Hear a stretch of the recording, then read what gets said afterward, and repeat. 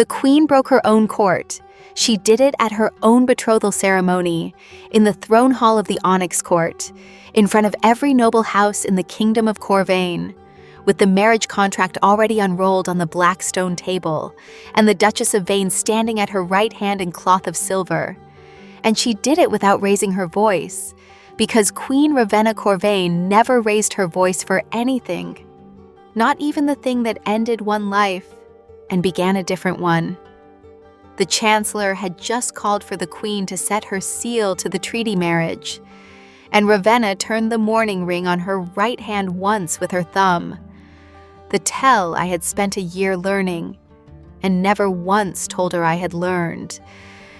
And she looked past the Duchess, and past the Chancellor, and past 300 assembled lords, to the plain servant girl holding a tray of black tea at the edge of the hall. To me. I was 24. Hi everyone! Thank you for staying with me. Subscribe so you don't miss the next episode. Stay close, stay connected. I had served that palace since I was 7 years old, and I had spent the last year of my life in the Queen's private chambers. And I had let myself believe, for exactly one night, that I was something more than the girl who carried the tea. I was wrong, or I had been something more, and she had decided, in the cold weeks that followed, to make me the tea girl again. I want to tell you about the ring, and the tea, and the words she said in that hall that made 300 nobles forget how to breathe. But I have to back up first, because none of it makes sense without the night the Dowager died, when I still believed I understood the woman I served. Before I go on, if this story pulls you in, I keep the longer, more uncensored chapters of stories like this on my Patreon, GL After Hours. It's linked in the description and the comments for whenever you want to stay a little longer inside the story. Let me back up. My name is Nell Ashcroft. I was an Omega, 24 years old, and I had lived inside the Onyx Court since I was 7, since the winter my mother died, and the palace almoner took in an orphan girl to work the scullery because it was cheaper than charity and looked better than turning her out. I want you to understand what that means before I tell you what happened. Because a person who is raised inside a palace, as furniture learns very early that there are rooms she is allowed to clean and rooms she is allowed to live in, and that the two are never the same room. For 17 years I cleaned. I scrubbed the scullery, then the kitchens, then the long stone corridors, then the guest apartments where visiting houses slept 2 nights and left, and I was good at it. Good the way you are good at a thing when being good at it is the only thing standing between you and the cold outside the walls. I learned to move through a room without being seen. I learned to be a pair of hands and a bent back and nothing else because nothing else was safe. And I had made my peace with it, or told myself I had, the way you make peace with weather. The one thing I owned in all the world was a chipped horn comb that had been my mother's, cracked along one tooth, worth nothing to anyone but me. And I kept it wrapped in a scrap of linen at the bottom of the box beneath my cot, and I took it out on the nights I could not sleep, and held it, and remembered that I had once belonged to someone who had chosen me. It is the first thing you need to know about me, because everything I did later, I did because I had spent 17 years being no one's, and I had stopped believing a person like me was allowed to be chosen twice. I do not want you to think I was unhappy exactly in those years. That is not the truth of it, and the truth matters here. I had a place. I had Marin, who was hard as a winter road, and who had, in her own gruff way, half-raised me, who cuffed me for a badly folded sheet and then slipped me an extra heel of bread when the pantry was thin, and who never once in 17 years let me feel that I was charity. I had the other below-stairs girls, and the particular fierce closeness of people who share cold beds and long hours, and the small rebellions that make a hard life bearable. I had the rhythm of the work, which is a real thing. Whatever the fine people above stairs believe, there is a peace in a scrubbed floor, a plain dignity in a task done well that no one will ever thank you for. I had built an entire architecture of contentment out of small, unwanted, well-done things, and I had told myself that architecture was enough, And for a long time I believed it, the way you believe a wall is a house if you have never been inside a house. What I did not have was the thing every person is born wanting, and most of us learn to stop naming, to be to one single other soul in the whole cold world, not useful, but precious. I had decided, somewhere around my 14th year, that precious was a thing that happened to other people, to the daughters of houses, to the girls with names, and that the kindest thing I could do for myself was to stop standing at the window of that particular longing and looking in. I got very good at not looking. That is the skill that shaped my whole life, and it is the skill I had to unlearn in the end, to reach the woman I am telling you about. A year before the ceremony, everything changed, and it changed the way large things sometimes do. Through a small door. Old Marin, the head of the household staff, the woman who had been the young queen's own nurse 30 years before, and who ran the palace below stairs the way a general runs a siege, pulled me out of the corridor rotation and assigned me to the queen's private chambers. I did not know why. I have since learned that she chose me precisely because I had spent 17 years learning to be invisible, and the queen, Marin said, needed someone in her rooms who would not stare, would not gossip, would not carry her private face down to the kitchens like a coin to spend. She needed a servant who could see nothing. I was, by then, the most practiced see-nothing girl in the kingdom. I remember the day Marin told me. She took me into her little room off the pantry and looked at me a long moment with those hard eyes that had missed nothing in 40 years. And she said, "You know how to hold your tongue, girl, which is more than I can say for anyone else in this house. You're going up to the queen's rooms. You'll see things a person in your place has no business seeing. A tired face, a temper, a woman who is nothing like the one they paint on the coins. You will see none of it. Do you understand me?" And I said I did. And she held my gaze a moment longer, and something in her face softened by a hair. And she said, quieter, "She's alone up there, Nell. Worse than alone. Just be careful with her. She won't thank you for it. But be careful all the same." I did not understand then why the head of the household staff would ask a scullery-raised orphan to be careful with the most powerful woman in the kingdom, as though the queen were the fragile one. I understand now. Marin had nursed that woman as a child. Marin had watched the crown come down on a girl too young for it and press all the softness out of her by inches. She knew, before I did, before Ravenna did, that the loneliest person in the Onyx Court was the one who sat on its throne. And I think, looking back, that she sent me up those stairs, hoping for exactly the thing that happened, and only pretending, the way hard people do, that she had merely needed a girl who could hold her tongue. I should tell you about the queen, because if you do not understand who Ravenna Corvane was, you cannot understand the size of what she risked.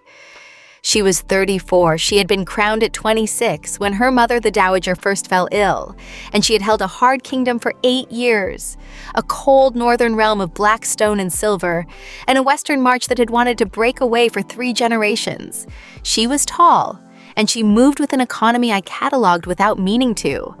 The way you catalog a person you are trying very hard not to love.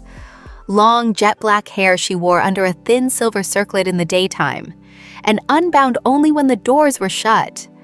Cold steel gray eyes that gave away nothing unless you had spent a year learning the one thing they did give away, which was the ring. She wore her dead mother's mourning ring on her right hand, and when she was about to say something that would cost her, a hard decision, a refusal, a truth she did not want to speak, she turned it once with her thumb before she spoke.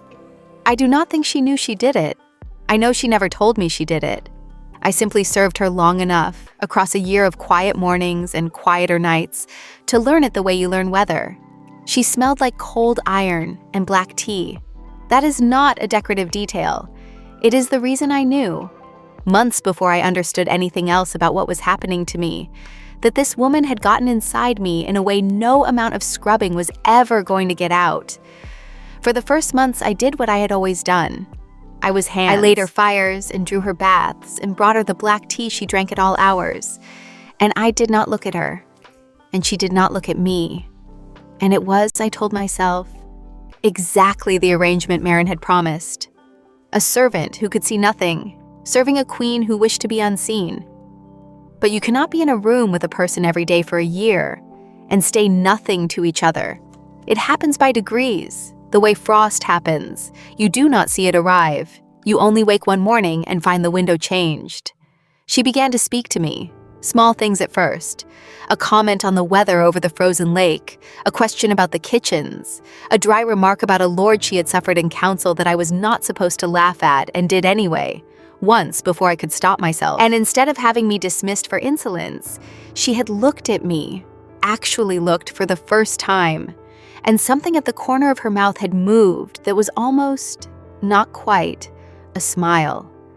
After that, she talked to me the way you talk to the one person in a palace of 1,000 who wants nothing from you.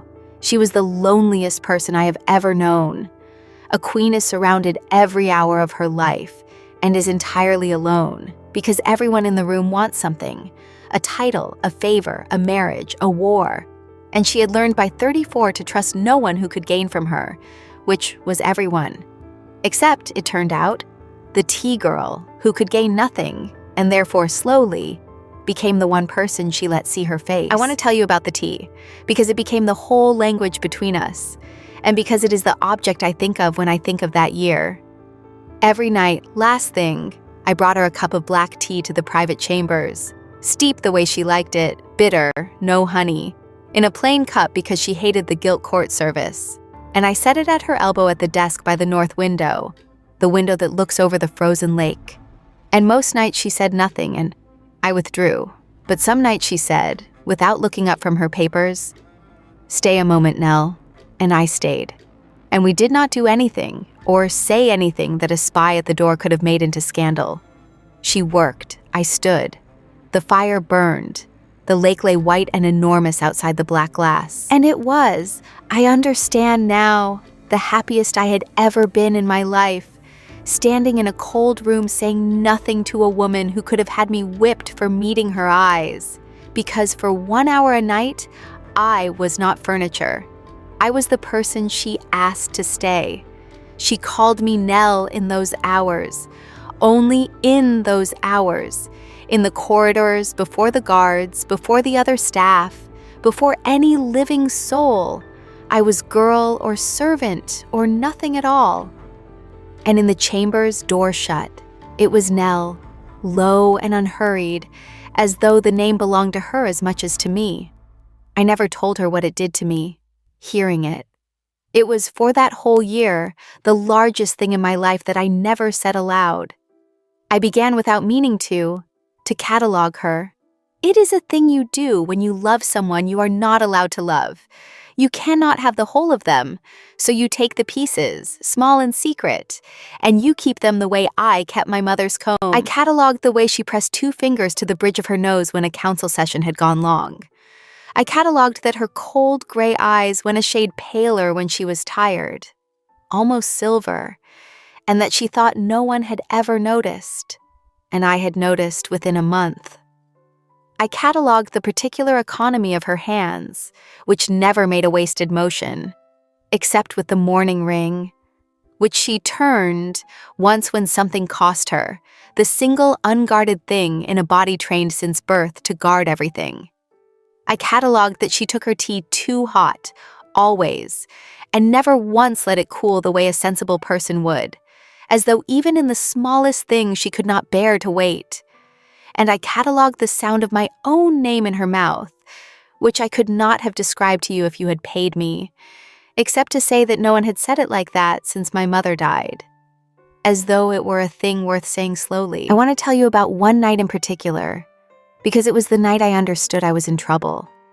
It was late, past the turn of the year, the lake frozen hard and blue-white under a full moon, and she had asked me to stay, and she was not working. She was simply sitting by the north window looking out at the ice. And she said, without turning, "Do you know I have not left this palace in 2 years, Nell, not once past the outer wall?" And I said, because I did not know what else to say, that the ice looked very beautiful from here. And she said, "It does, from here. And there was a whole life in the way she said it. A woman who owned a kingdom she was never allowed to walk out into, who could command anything except the freedom to be an ordinary person looking at ordinary ice. And I understood, standing there with my hands folded and my face arranged, that I had stopped serving her some time ago and started loving her. And that it was the most dangerous thing I had ever done, and that I did not know how to stop. I knew what I was. I want to be clear about that, because I was not a fool spinning fantasies above my station. I knew she was the queen, and I was the girl who carried the tray. And I knew there is a wall in a palace higher than any stone one, the wall between the people who are cleaned up after and the people who do the cleaning. And I had lived on my side of it my whole life. I did not let myself want anything. I had gotten very good, over 17 years, at not standing in front of a door and wanting. I only let myself have the hour. I told myself the hour was enough. For most of that year, it was. Then the dowager died, and the hour became something neither of us could put back. Ravenna's mother had been dying for 8 years. A slow, wasting illness that took her by inches, kept in the east wing behind quiet doors, tended by physicians who had long since run out of anything to do but wait. Ravenna visited her every day. It was the one appointment she never let the council move. The 1 hour of her day I knew she guarded like a wound. And on a black night in the deep of winter, the waiting ended, and the bells of the Onyx Court rang the long, slow peal that told the whole kingdom the old queen was gone. I was not supposed to go to her. It was not my place. There were ladies in waiting, a chaplain, a council of grief managers whose entire function was to surround a sovereign at exactly such a moment. But I knew, the way you know a thing about a person you have watched for a year, that the last place Ravenna Corvane would want to grieve was in front of a room full of people who would report on how she grieved. So when the bells rang, and the palace filled with the particular noise of a court performing its mourning, I did the thing I was best at. I moved through it unseen. I made a pot of black tea, bitter, no honey, in the plain cup, and I carried it up the back stair to the private chambers. And I let myself in. And I found the Queen of Corvane sitting on the floor by the cold north window, with her circlet set aside on the sill, and her jet black hair unbound, and her face, the private face, the one I had spent a year being trusted with, completely undone. She did not order me out. She looked up at me, and for a long moment neither of us said anything at all. And then she said, in a voice I had never heard her use, "Everyone else is going to tell me what this means for the succession." "I'm not," I said. "I brought tea." And she made a sound that was half a laugh and half something that had been breaking in her for 8 years. And she said, "Stay, Nell." And I set down the tray, and I sat on the cold floor beside her, close but not touching, the way I had stood close but not touching for a year. And I stayed. She talked that night in a way I had never heard her talk, and never heard her talk again, until the very end of this story. She told me about her mother, not the dowager, not the old queen, but the woman underneath the title, who had taught a small serious girl to play a stringed instrument she had not touched in 20 years, because a queen has no time for music, who had told her once that a crown built on a lie is a crown already falling, who had spent 8 years dying by inches behind quiet doors while her daughter learned to rule alone and pretend it did not terrify her. She told me she had not wept at the deathbed because there had been a physician and a chaplain and 2 ladies in waiting watching to see how the queen would take it, and that she had learned so long ago to hold her face in front of watchers that she had not been able to find the grief even in the one moment she was allowed it. And she said, in the smallest voice I ever heard her use, "I have been queen for 8 years, and I have not once been permitted to simply be a person who lost her mother. Not once. Until you brought the tea. And I did the only thing I knew how to do, which was stay. I am not going to tell you everything about that night, because some of it belongs only to the 2 of us. And because this platform would not let me, and I would not want to, even if it did. I will tell you that we talked until the fire died, that at some point in the deepest part of the dark, the year of careful distance between us simply stopped being possible to hold, and that when the gray dawn finally came up over the frozen lake, she was asleep against my shoulder with my arm around her, and her mother's mourning ring pressed cold against the back of my hand. And I lay very still and did not breathe too loud, because I understood that I was holding the one thing in my life I had never been allowed to want, and I did not know how long I would be allowed to keep it. The answer, it turned out, was not long at all. She was gone from the chambers before I fully woke, back into the machine of a court that does not stop even for a dead queen, and we did not speak of the night. And I told myself, the way I had told myself things my whole life, that it had been grief, and grief is not the same as choosing, and a queen does not make room in her life for the tea girl, not with a kingdom to hold and a mother just buried and a western march that had been waiting 3 generations for exactly the kind of weakness a lonely, grieving sovereign might show. I was right about the march. 4 days after the dowager was laid in the black vault below the court, Chancellor Aldous Thorne came to the council chamber with the solution already drafted: a marriage, an alliance. Duchess Morgaux's Vane of the Western Duchy, the very march that had wanted to break away for 3 generations, bind her house to the crown by wedding her to the queen, and the border that had cost Corvane blood for 100 years would be secured by a single signature and a single vow. I know this because I was in the room. I was always in the room. That is the thing about being invisible. They forget you can hear. I stood at the side of the council chamber, with a pot of tea going cold in my hands, and I watched Chancellor Thorne lay the logic of it out, piece by careful piece, and I watched Ravenna Corvane listen with her face perfectly still, and I watched her turn the mourning ring once with her thumb, and I understood, before she said a single word, that she was going to say yes.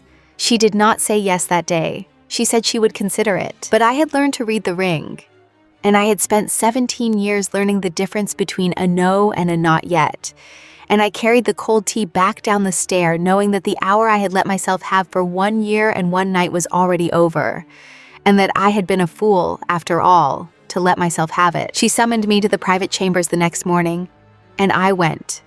And I want to tell you exactly how it went, because it is the coldest 10 minutes of my life, and I have gone over every word of it more times than I can count. She was at the desk by the north window when I came in.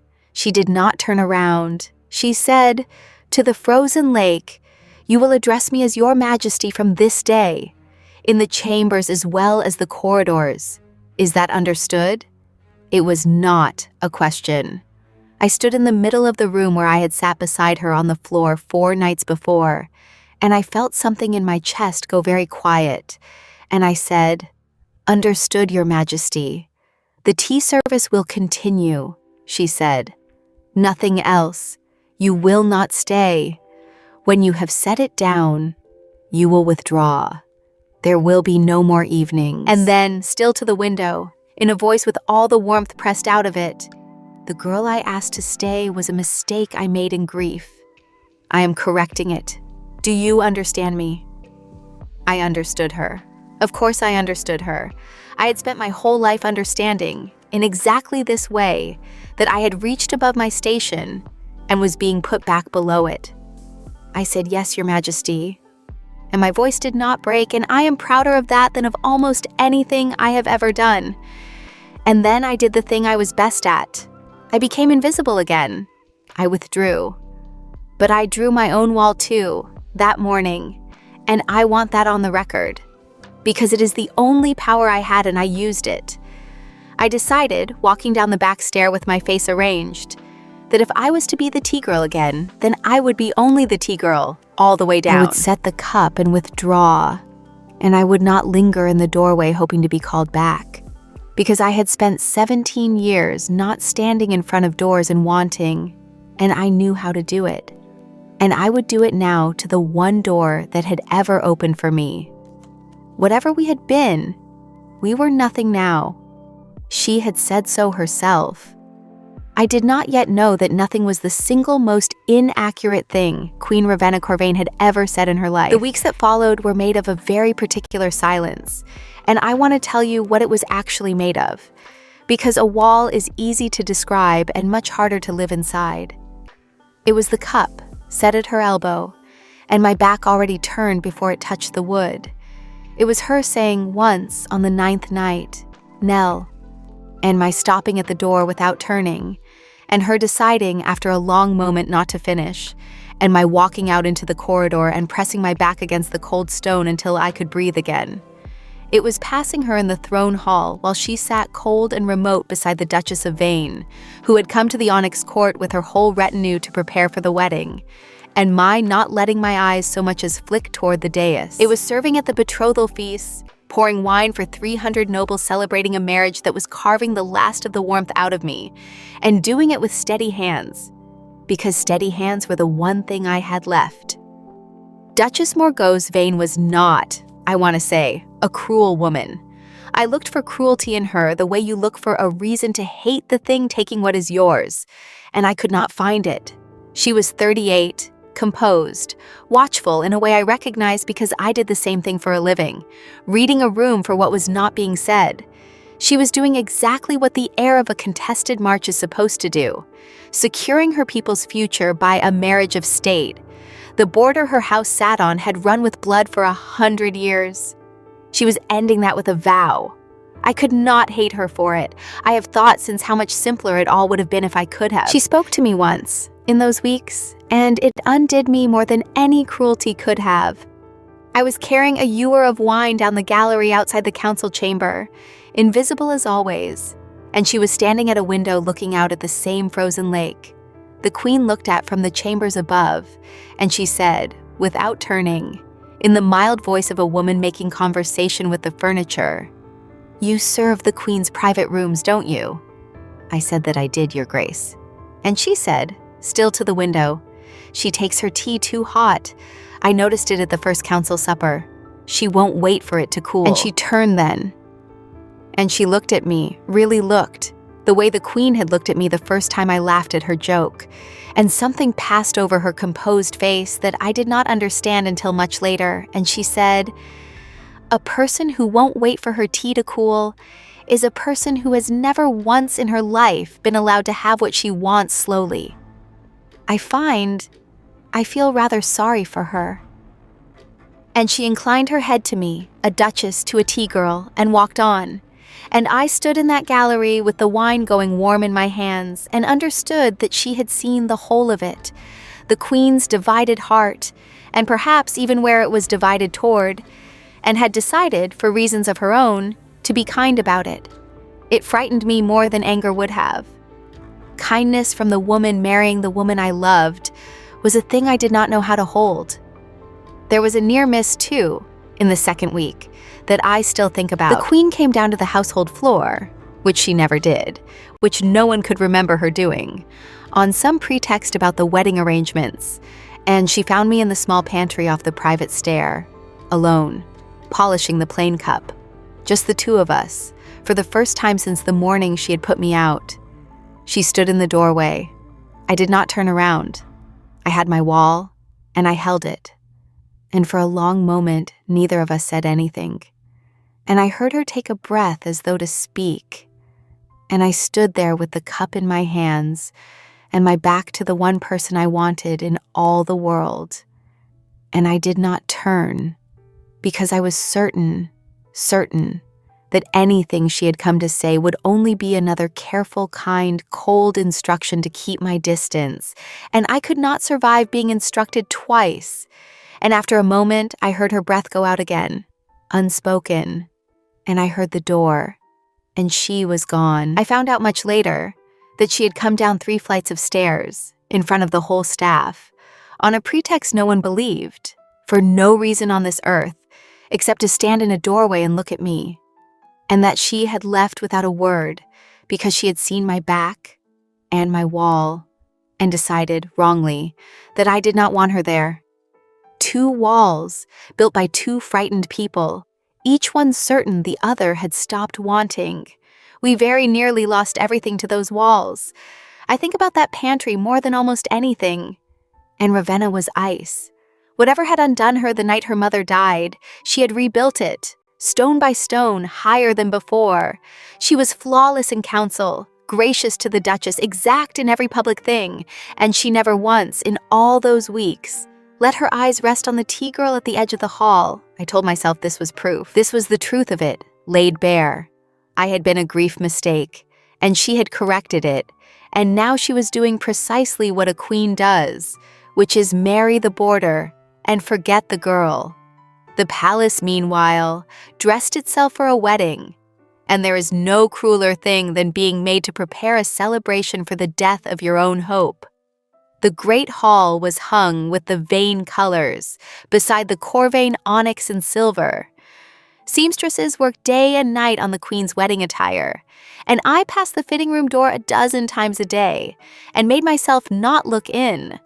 The kitchens roared with the feast to come. I carried wine to the betrothal suppers, where the two houses learned to sit at one table, and I poured for the Duchess of Vane with a steady hand, and I stood at the edge of rooms full of laughter and stone, and watched the woman I loved be gracious to the woman she was going to marry. And I did my work, because work was the one thing that had never once failed me, and steady hands were the last thing I had left that was entirely mine. I still brought the tea. That was the cruelest small thing of all. Every night, last thing, I carried the plain cup of bitter black tea up the back stair to the private chambers, and I set it at her elbow at the desk by the north window, and I withdrew without a word, exactly as she had ordered. And every night, I felt her not looking at me as hard as a person can feel anything. Two people in one cold room holding the exact same silence from opposite sides of a wall neither of us would name. I told myself it was proof she had forgotten me. I know now it was the opposite. A woman who had truly forgotten me would have let a different girl bring the tea. She kept me bringing it because that one cup, set down and withdrawn from in silence, was the last thread she would let herself hold. And I mistook the thread for a chain. I was wrong about all of it. But I did not learn how wrong until Marin sat me down. Old Marin found me in the linen room on a gray afternoon 3 weeks before the wedding, folding sheets I had already folded once, because folding was better than thinking. She shut the door, which she never did, and she looked at me for a long moment with the particular directness of a woman who had run the below stairs of that palace for 40 years and had used up all her patience for other people's careful silences. "You've gone gray as ash, girl," she said, "and the queen hasn't slept a full night since the dowager died. I know, because I'm the one who takes away the untouched breakfast." She sat down across from me among the linens. "Do you want to know why she put you out of her chambers? Or do you want to keep folding those sheets until your hands wear off?" "She told me why," I said. "I was a mistake she made in grief." "She told you a lie she made in fear," Marin said. "And then she told me the thing that undid the whole wall I had built, brick by careful brick. She told me that the Vane faction had eyes in every corner of the court, that a queen about to marry the heir of the Western March for the sake of a fragile treaty could not, must not, be seen to hold anything more precious than the treaty itself, because anything she loved would become the lever her enemies used against her and against it. That a servant girl the queen was known to keep close, to speak to ask to stay. That girl would not be safe for 1 hour once the wrong people understood what she was. That Ravenna had not put me out of her chambers because she had stopped wanting me there. She had put me out because she had realized, the morning after her mother died, holding the tea girl asleep in her arms, exactly how much she had to lose.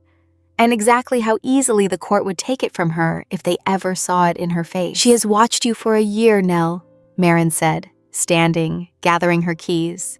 "You have served her since you were a child, but she stopped seeing a child a long time ago, and she is not marrying that duchess because she wants to. She is marrying her because she thinks it is the only way to keep her boarder and keep you breathing. You can hold a wall, girl. I've watched you hold one your whole life, but you cannot hold it against the truth forever. And the truth is that the coldest woman in this kingdom went cold to save you, and she is about to marry a stranger for it.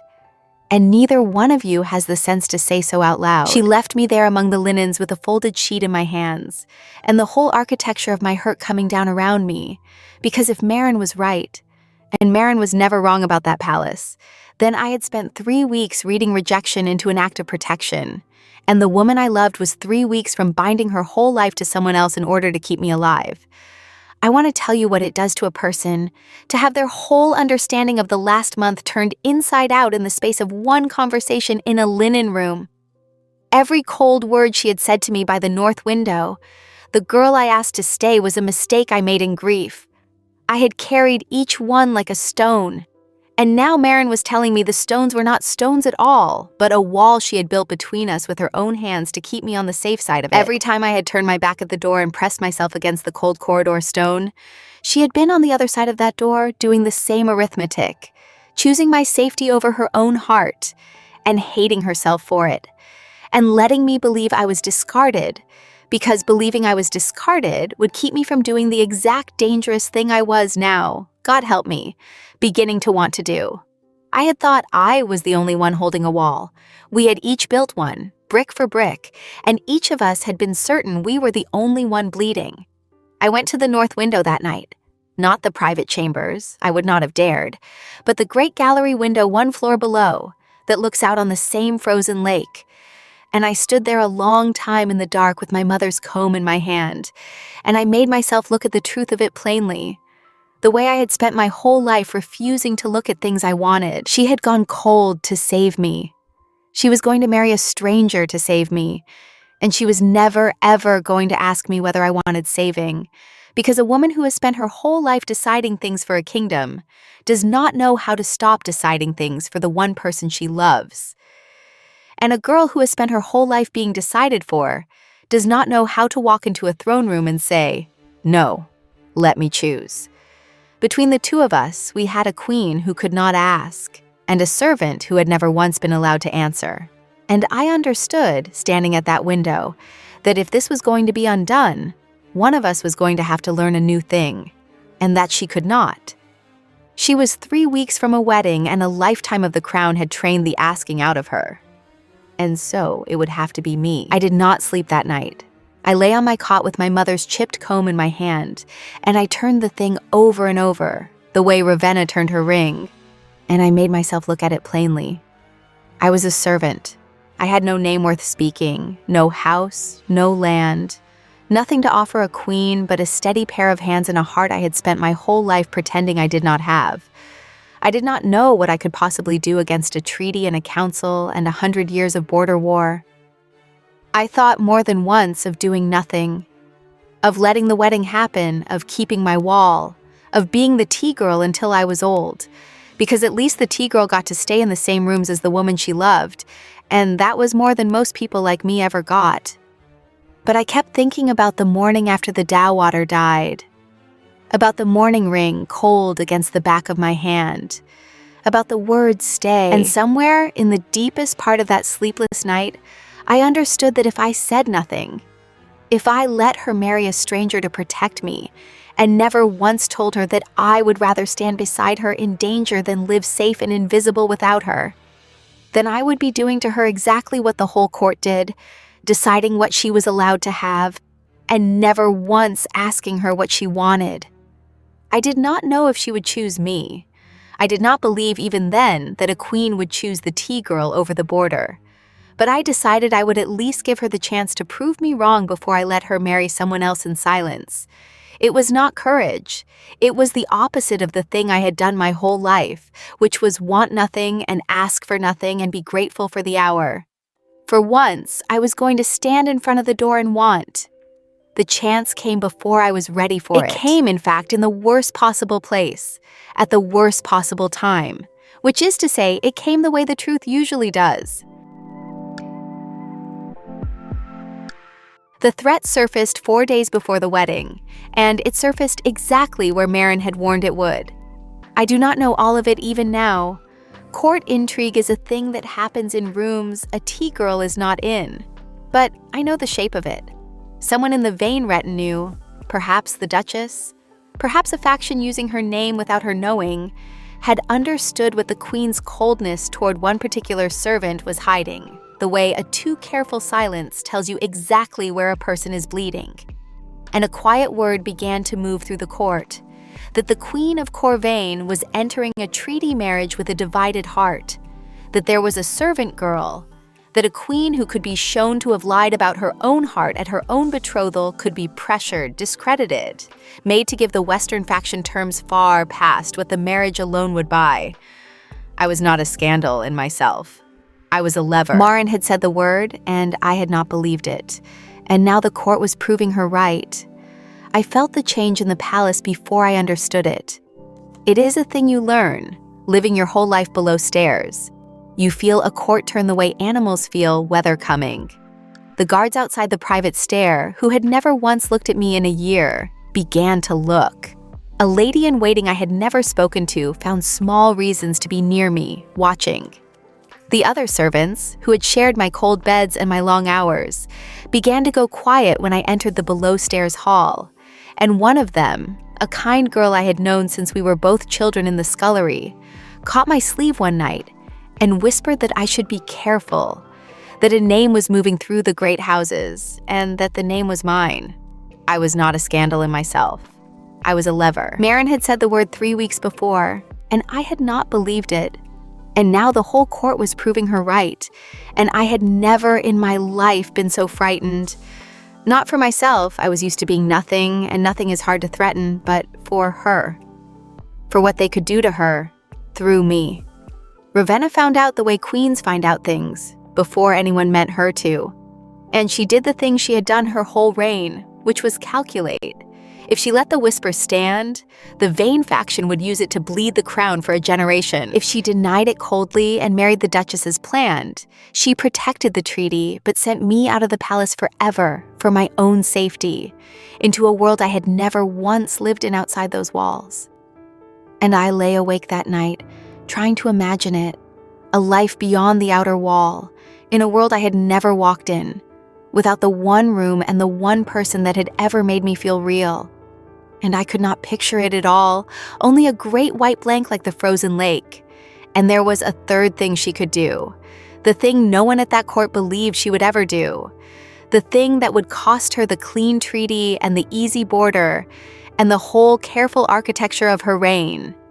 She could tell the truth in front of everyone and dare them to make a weapon of it. Marin came to me the night before the wedding, gray-faced, and told me she had heard the safe choice was made, that the queen had given quiet orders for a servant to be sent, after the ceremony, to a convent estate 3 days' ride to the south, comfortable and remote and utterly forgettable, where a person could live out a quiet life and never trouble a court again. She told me to pack the little I owned. She could barely get the words out, and I understood then how much the old woman had come to hope for the two of us. And I sat on my cot with my mother's comb in my hand, and I thought, so that is how it ends. Not cruelly, kindly, safely.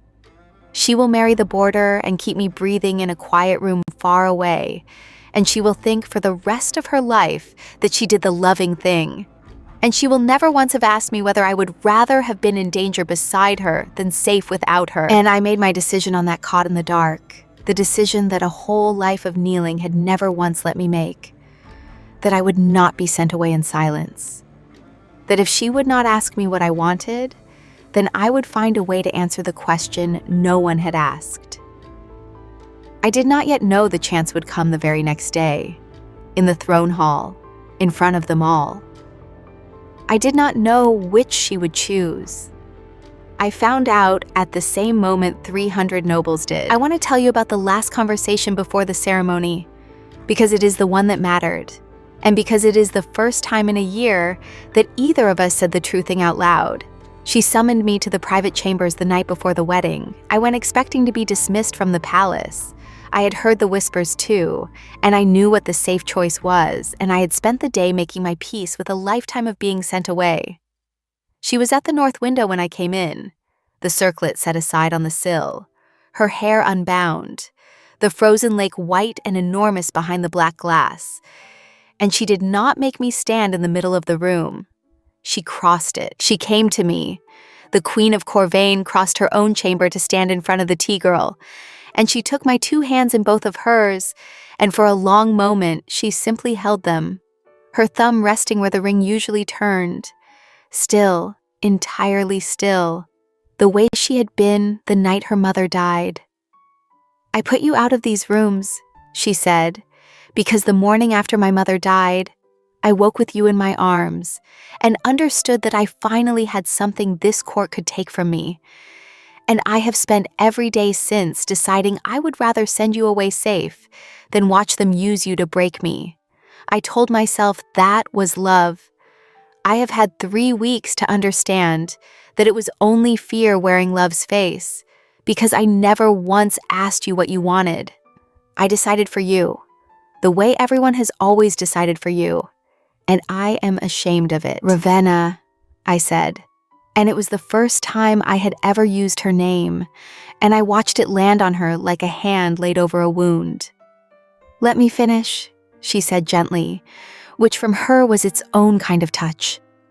"Tomorrow the Chancellor will call me to seal the marriage, and I have decided that I am not going to do the safe thing or the cold thing. I am going to do the true thing in front of all of them and let it cost what it costs. But I will not do it by right of crown.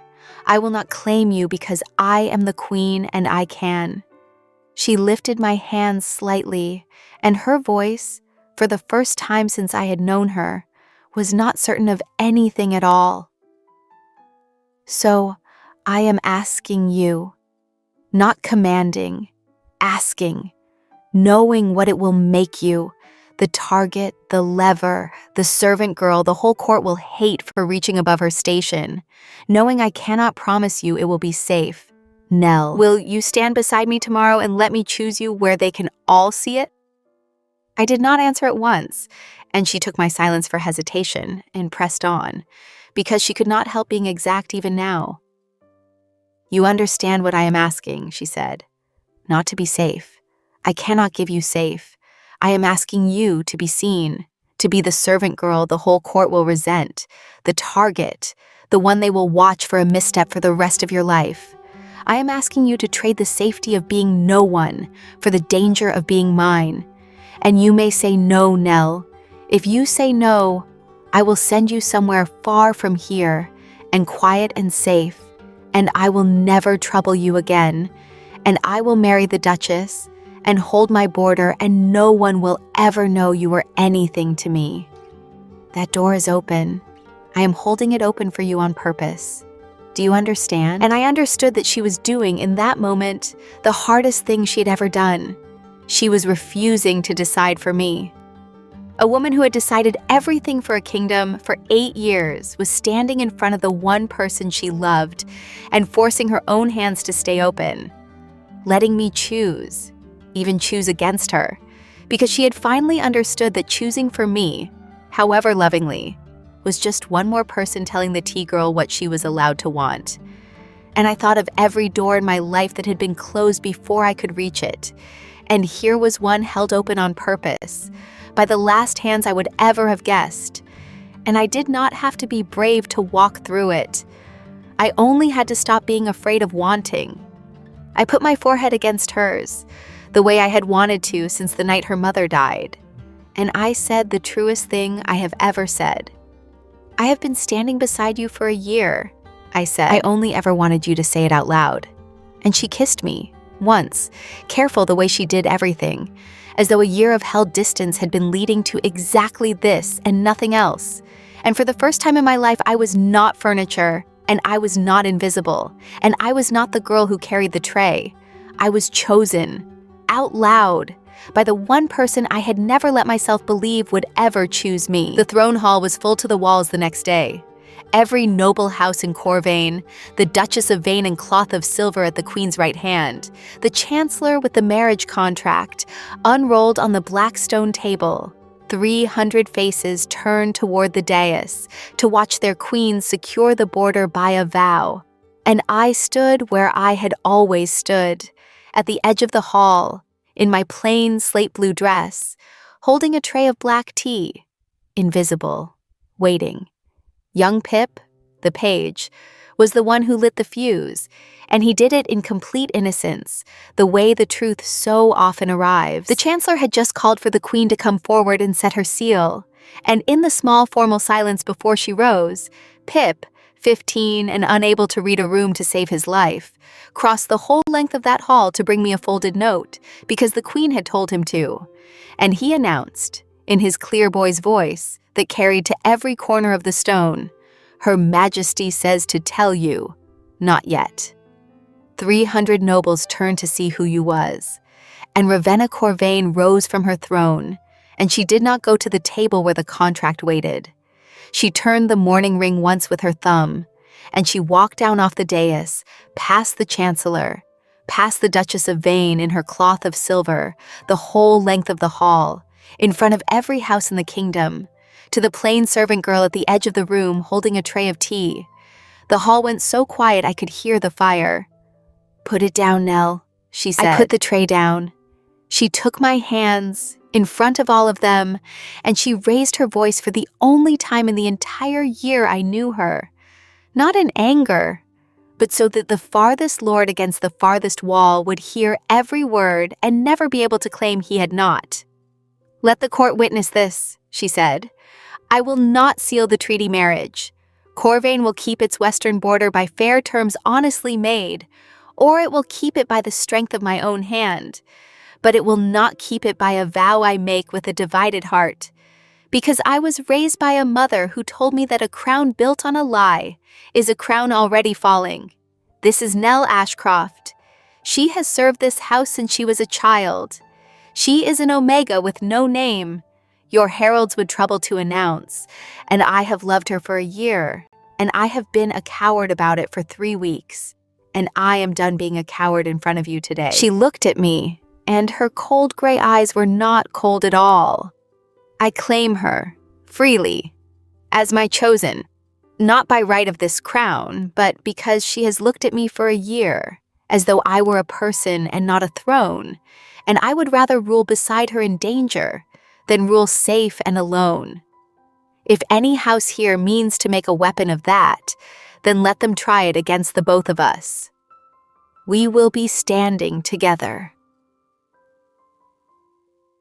And then the Queen of Corvane, in front of 300 nobles who had come to watch her marry a stranger, sank down, not far, just enough, and looked up at the girl who had spent 17 years being told to kneel, and she said the word she had said to me 100 times in the private dark, the word that had started as a command and become, somewhere in that terrible cold year, the only tenderness I owned.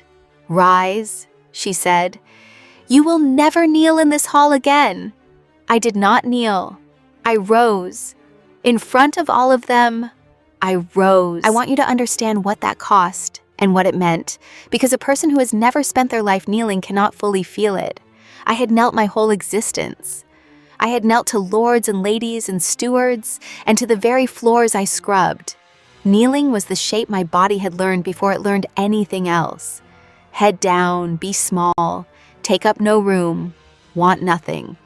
And the woman I loved had just stood in front of 300 of the most powerful people in the kingdom and told me, in the one word that had passed between us in the private dark all year, that the kneeling was over, that I would stand beside her, where a queen stands, where no one had ever once in 17 years suggested a girl like me was allowed to stand.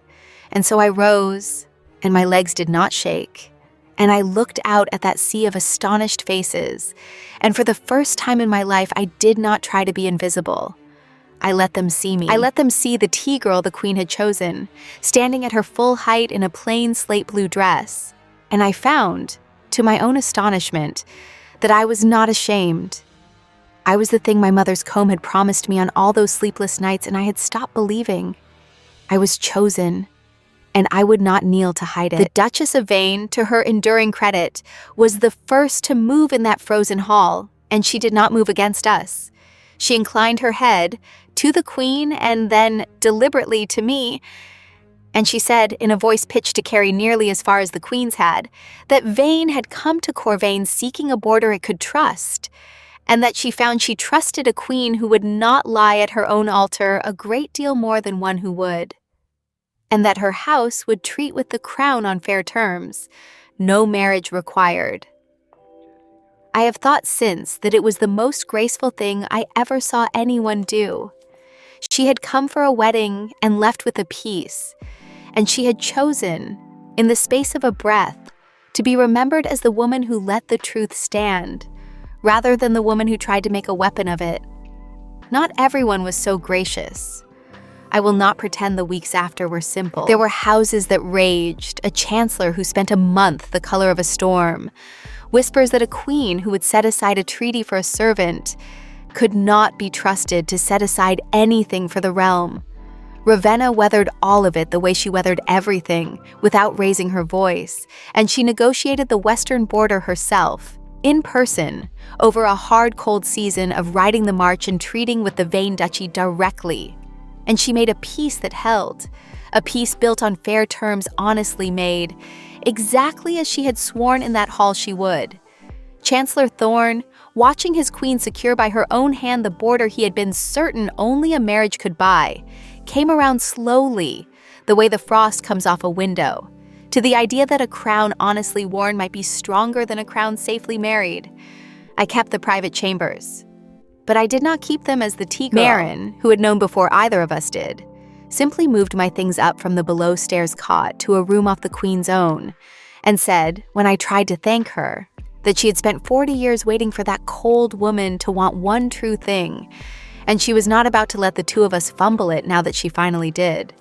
She said it in her hard, flat voice, and then she turned away too quickly, and I understood that Marin, who had never in 40 years let anyone see her weep, was not going to start in front of me, but that she was, in her own iron way, as happy as I had ever seen her.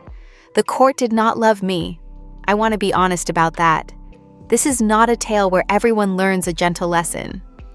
There were lords who could not look at me without their faces closing, ladies who let their eyes travel over my plain dress and my scullery hands, and found me exactly as wanting as they had decided I would be. A servant raised to the side of the queen is a wound in the natural order of such people, and some of them never healed of it. But Ravenna had made one thing impossible for them, in that hall, in front of all of them. She had made it impossible to pretend they did not know. She had taken the whisper they meant to use as a knife, and she had said it herself, out loud, in daylight. And a truth spoken in daylight cannot be used as a weapon in the dark. She had disarmed the whole faction with a single act of honesty, and the chancellor, who understood such things better than anyone, told her so himself once the storm had passed, that she had done, by telling the truth, the one thing no marriage could have done, made herself impossible to blackmail. A queen with no secret has no lever. She had made herself free. It is a year later now, as I tell you this, and I want to give you the small things, because the small things are the ones that turned out to matter. The chipped horn comb that was my mother's sits now on the sill of the north window, beside the queen's silver circlet. The two of them side by side, the only thing I owned in all the world, and the crown of Corvane, sharing a windowsill above a frozen lake. Ravenna set them there herself, one morning, without a word, and when I asked her why, she said only that she had spent her whole life being told what was precious and what was not, and she had decided the two of them belonged in the same place. She still turns the mourning ring when a decision costs her. I still bring her black tea, bitter, no honey, in the plain cup, but I do not withdraw anymore. I stay. Every night I stay. She still calls me Nell in the private dark, but she calls me Nell in the throne hall now too, in front of the whole court. And the first time she did it, I watched 300 nobles who had once turned to see who you was, learn to say my name. And the tea is still there, at the center of everything, the whole language of us. Every night I still make it, bitter, no honey, in the plain cup she has never let anyone replace with the gilt court service. But now there are two cups, and now I do not set one down and withdraw. I set them both down at the desk by the north window, and I sit in the chair that was always empty, the one no one ever used, and we drink our tea too hot together and watch the ice on the lake, And sometimes we talk, and sometimes we say nothing at all. And the nothing is the best part, because it is the nothing of two people who have chosen to be in a room together, rather than the nothing of a servant and a throne. She still takes hers too hot. She still will not wait for it to cool. But I have noticed this last year that she has just begun, to let some things be had slowly. I think that is the truest measure of how far she has come. The Duchess of Vane was right about her. That day in the gallery, she had spent her whole life never once allowed to have what she wanted slowly. She is learning. We are both learning. Marin visits the private chambers now, which she never did in all the years before, and pretends she is only there to inspect the fires, and stays an hour, and the three of us drink tea by the window like something that was always meant to be and simply took a long, cold time to arrive. She still calls me girl. I have stopped minding. From Marin, girl was always another word for mine to look after, and I understand now that I was never quite as no one's as I believed. All those years I lay on my cot with my mother's comb, and thought myself unchosen. Marin had chosen me. She had just been too hard a woman to say so, and I had been too frightened a girl to see it. And on the anniversary of the day she broke her own court, we stood together at the north window and watched the ice go off the lake, and she took my hands the way she had the night before the ceremony, and she said the two words she had said to me in that hall in front of everyone, the words that had started as a command to a kneeling servant and become, across one impossible year, the whole shape of my life. "Rise," she said, beside me. I did. I do. I always will. There is nothing left in this kingdom I could ask to be given. I am already standing exactly where I want to stand.